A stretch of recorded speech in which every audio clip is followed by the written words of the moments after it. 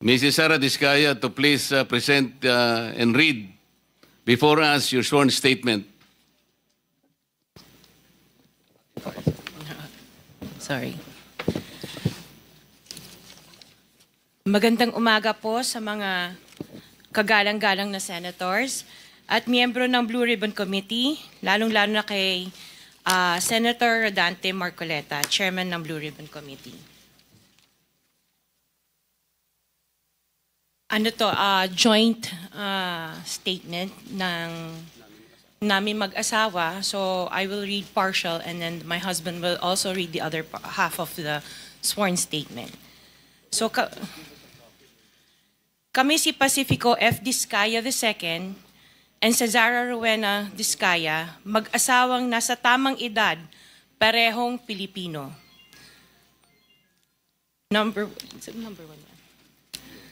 Number one, noong 2003, kaming mag-asawa ay tinayun ang kumpanya na pinangalan namin St. Gerard Construction.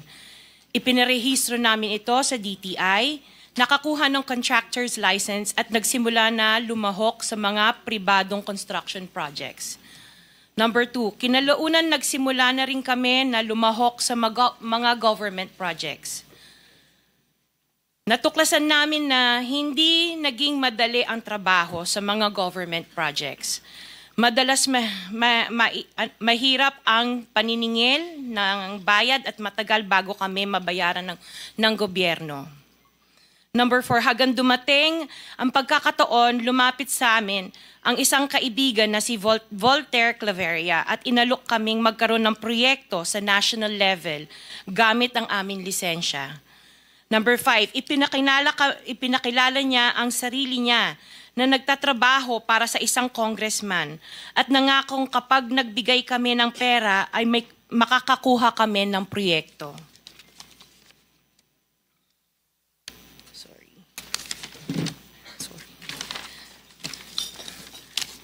Number six, dahil wala kaming alam sa kalakaran sa pambansang proyekto sa gobyerno, nagtiwala kami at ibinigay ang lahat ng ipon naming mag-asawa.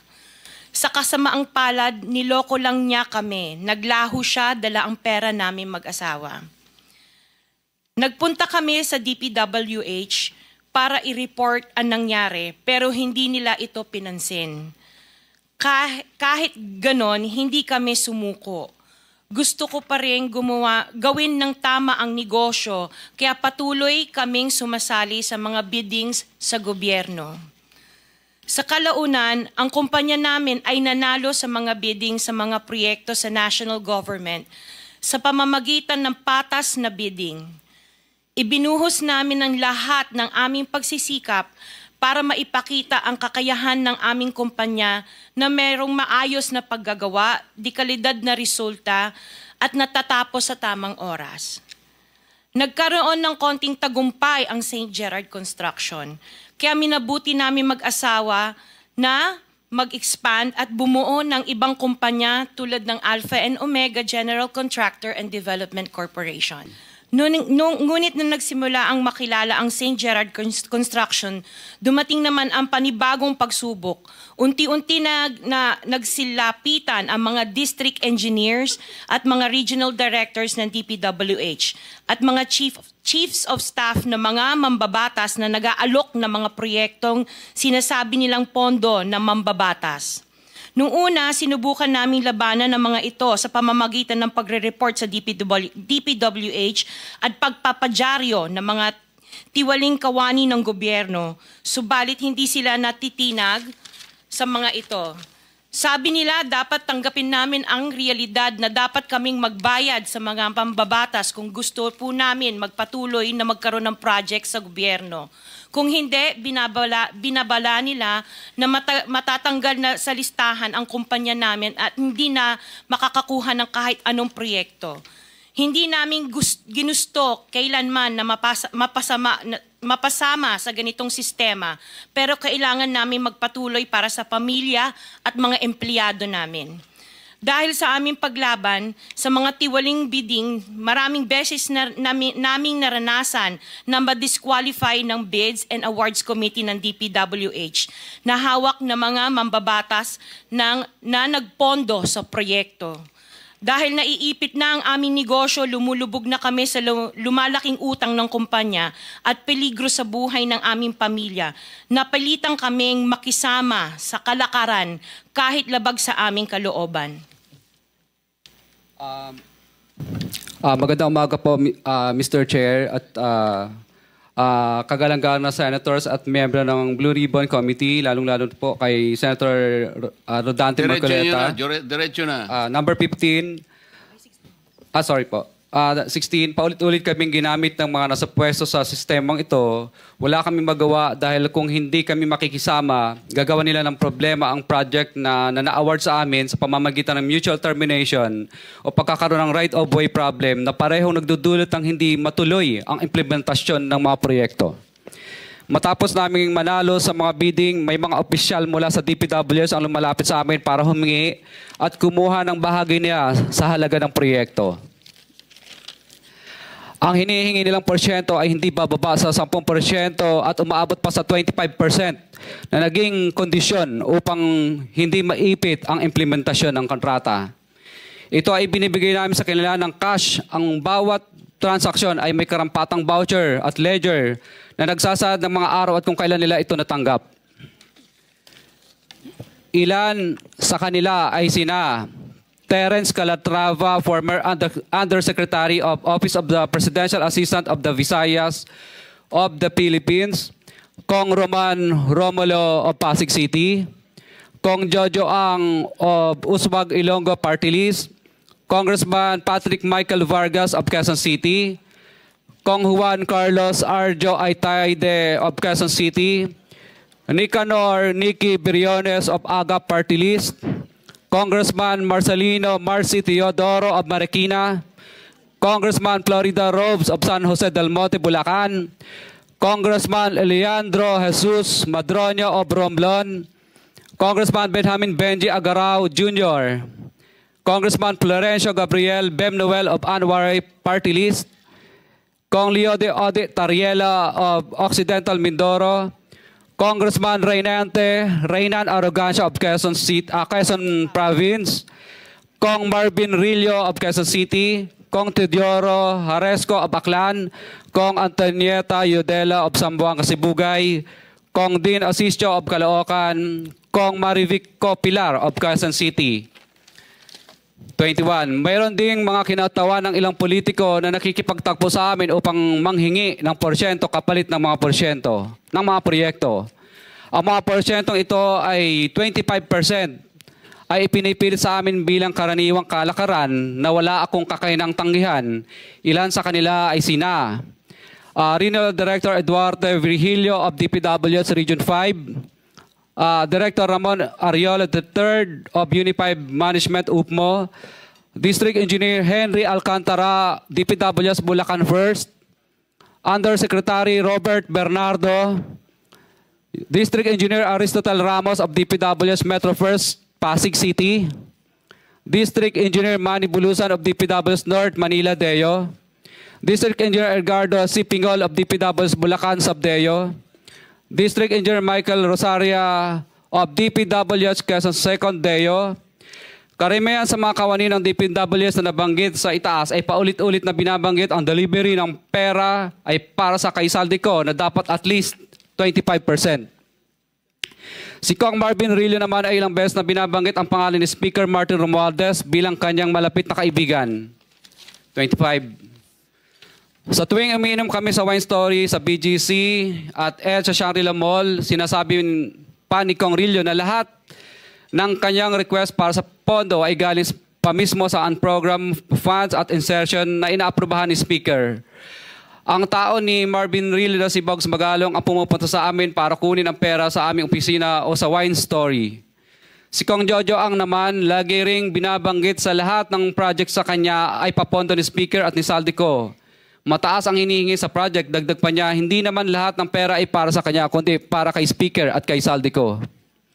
Sa lungsod ng Pasig naman, Lumapit sa akin ang DPWH project engineer na si Angelita Garucha para kolektahin ang parte ni Kong Roman Romulo sa flood control projects noong 2022. Number 28. Pagdating ng 2025, si District Engineer Aristotle Ramos ang sumunod na nagpakilala na bagman ni Kong Roman Romulo kung saan 30% ang kanyang hiningi ay para kay Kong Roman Romulo.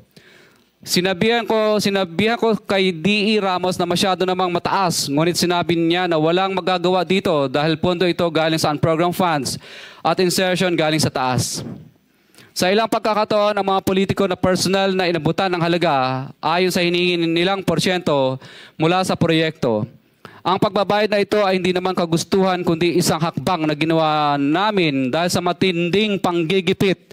Ilan sa kanila ay sina Kong Antonieta Yudela kasama ang kanyang asawa, Kong Marvin Rillo of Quezon City, Kong Nikki Briones of Aga Party List, Arturo N. Atayde, ama ni Kong Arjo Atayde, Kong Florencio Gabriel Bem Noel of Anwaray Party List, Kong Eliandro Jesus Madroño of Romblon, Kong Benjamin Benji Agarao Jr.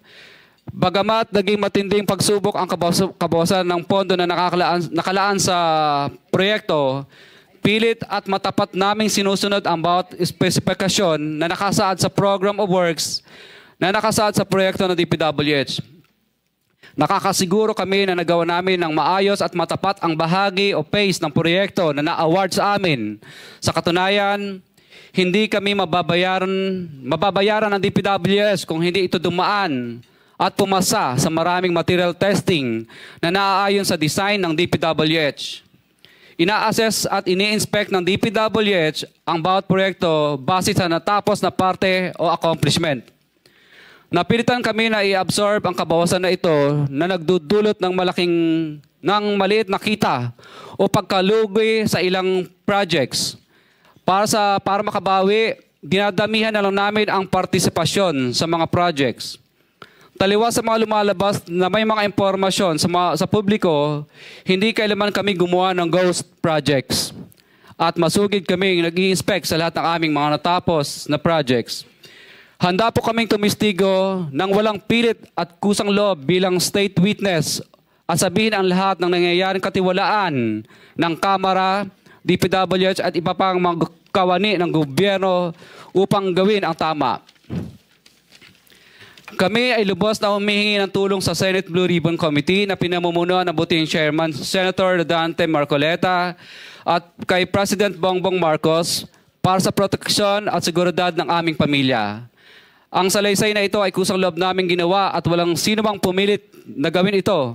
Sa katotohanan ng lahat ay nilagdaan namin ang salaysay na ito ng kusang loob at walang pumipilit. Sign, Pacifico of Vizcaya, nagsasalaysay. Notaryado po.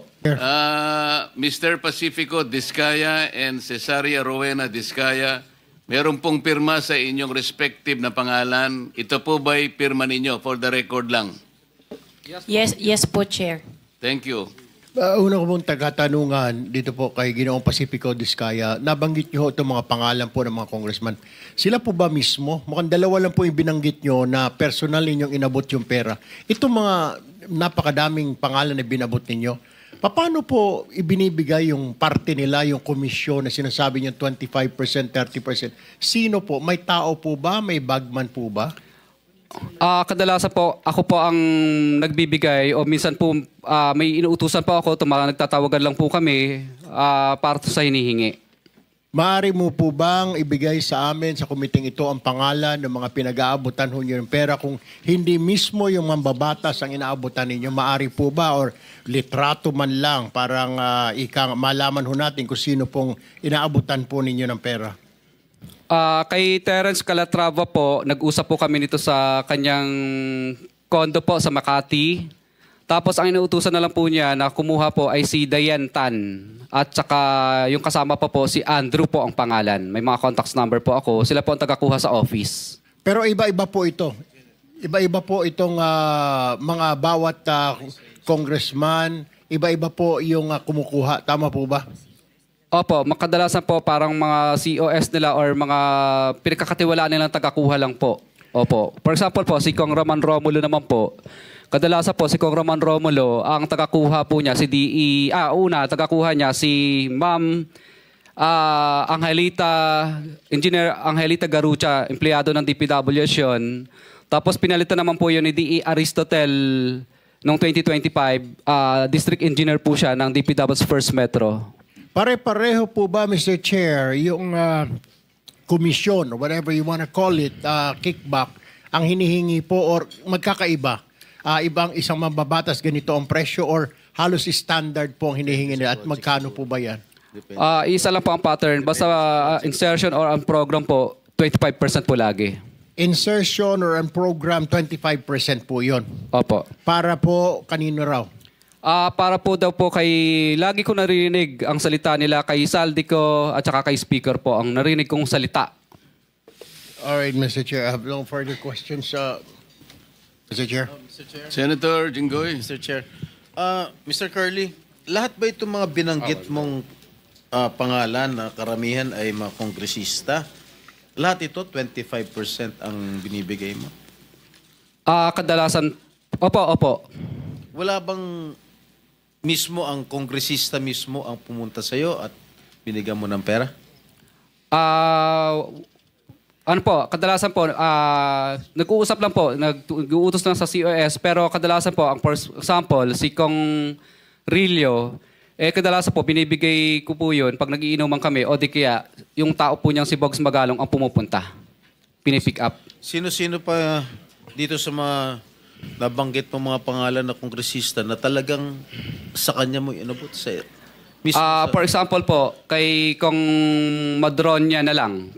For example, ano po, mismong siya po ang pumunta sa office namin at syempre pagkatapos po noon, tao na lang po niya ang nagdala ng bagay, kotse at saka personal ko rin pong dinoposit yung ano. Sino yung congressman?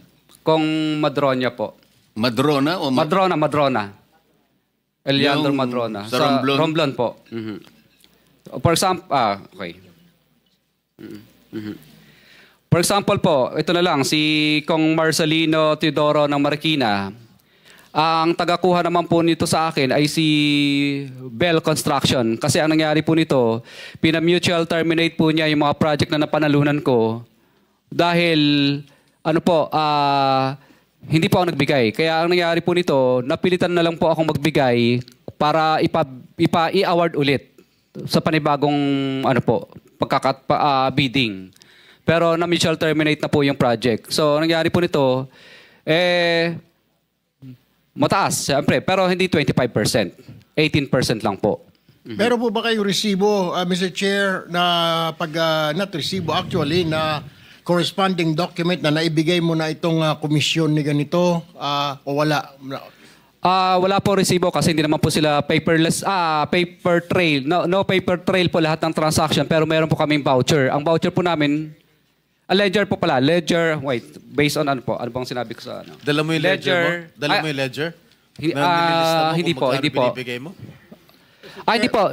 Ledger lang po yun sa office namin. Pero siyempre po, pag pinapirma po namin sila, hindi sila pipirma doon. Kumbaga, para matandaan lang po namin na nung panahon na to at araw na to, nagbigay kami ng ganitong halaga. For our, siyempre, para malaman po na, records lang po namin. Mr. Chair, I move that we subpoena that ledger, Mr. Chair, so that we'll have a copy here in the committee, Mr. Chair. Yes. Pwede mo bang ipadala sa amin kung ano man ang tawag ninyo, kung ledger, anything that will indicate the payment of the alleged commission to each and every member of Congress subject of your sworn statement. Ang dala ko lang po dito ay summary lang po ng mga ledgers. For example, Office of Presidential, ano bang ibig sabihin? OPAB, ibig sabihin Office of the President Areas Visayas, parang ganun yata ang ibig sabihin ng OPAB. If I may, Mr. Curly, yung record mo ba nagsimula anong taon?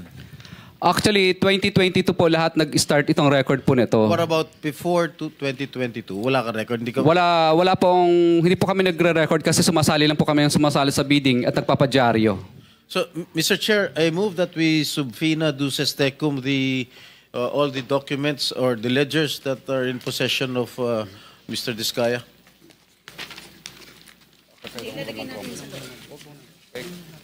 Mr. Diskaya, I seconded, Mr. Chair. Mr. Diskaya, narinig mo ba yung motion ni Senator Jinggoy?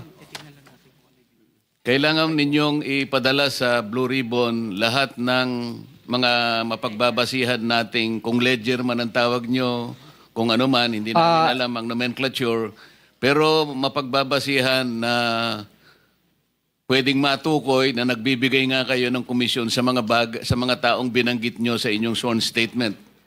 Mr. Chair, ang dala ko lang po ngayon ay summary hindi po. ngayon, basta kailangan maipadala ninyo lahat ng dokumentong pinagsasaligan ninyo, pinagbabatayan ninyo ng pagbibigay ninyo ng alleged commissions. Magagawa po ba ninyo yon?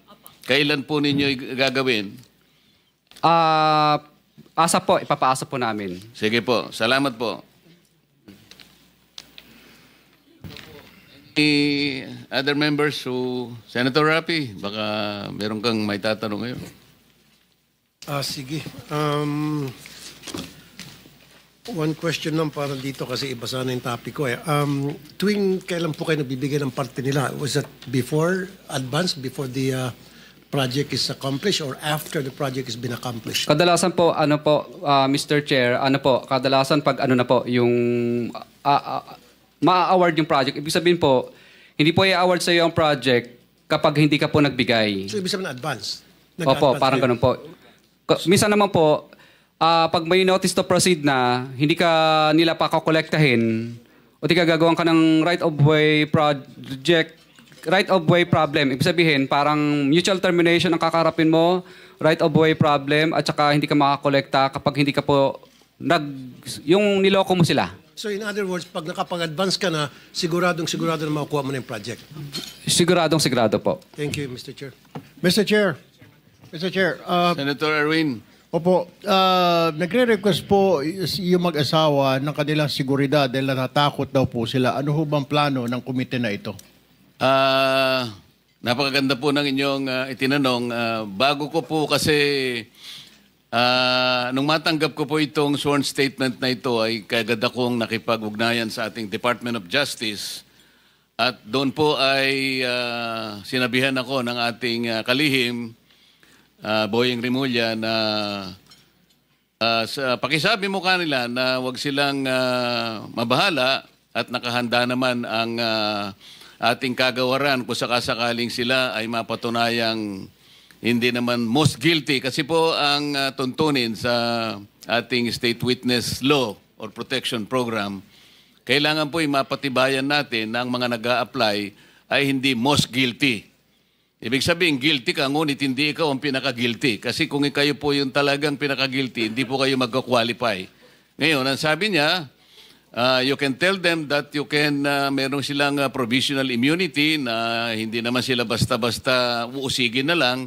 Preparation na po ito sa pag-apply nila sa ating State Witness Program. Ganun po yung kanyang kasiguruhan na kanyang sinabi sa akin.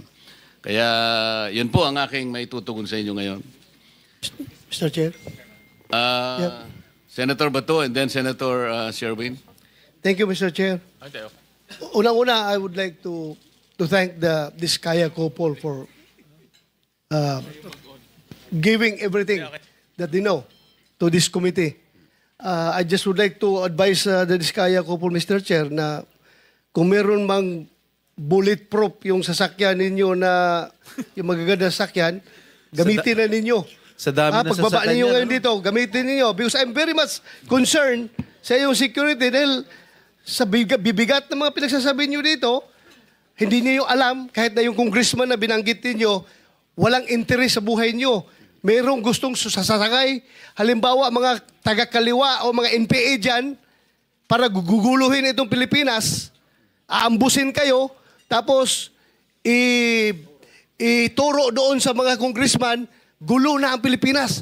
Baka magiging Indonesia tayo nito. Kaya mag-ingat kayo. I advise you to take all the necessary precautionary measures as far as your safety is concerned. Ngayon, tanungin ko kayo, meron kayong sinabi na isang congressman o ilang congressman ba nagsabi na kaya ganito kalaki ang SOP na hiningi namin sa inyo, 25% to 30%. Dahil hindi lang sa congressman ito, hindi lang ito sa akin, kundi binibigyan namin si Congressman Saldico at saka si Speaker. Alam ba niyo kung ilang porsyento dito napupunta kay Speaker, ilang porsyento napupunta kay Saldico sa 25% na ito? Wala po. Dahil ang narinig ko lang po ay para lang po kay Saldico at kay Speaker. Yun lang po ang narinig ko, yung 25%. Pero wala na po akong idea sa iba. So, ma-presume natin, by this committee, you want to make us believe that yung 25% na binigay mo doon sa congressman, lahat yun mapupunta kay Saldico at kay Speaker o mayroong naiwan sa kanya? Narinig ko lang po sa bibig po ng mga kausap ko na mga politikong personal ko pong nakausap. Kasi yan po ang lagi nilang pinagyayabang. Lalo pag may lasing na po akong kausap na na politiko. Siguro mo ito, dahil alam mo, Teka muna. this is not a laughing matter. Teka muna. This is not a laughing matter. Teka This muna is a very kasi baka mamaya lasing yung kausap mo kaya niya nasabi yung 25%.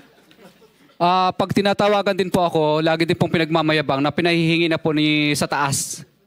Sa taas. Kahit hindi sila lasing, ganun. 30 Mr. seconds, Diskaya, Senator.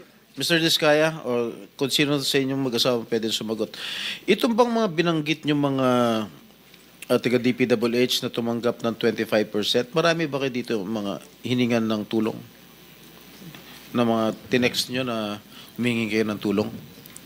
Actually po, yung tulong po na tinext ko sa kanila at chinat, yun po yung halaga ng dapat isauli nila sa amin. Opo.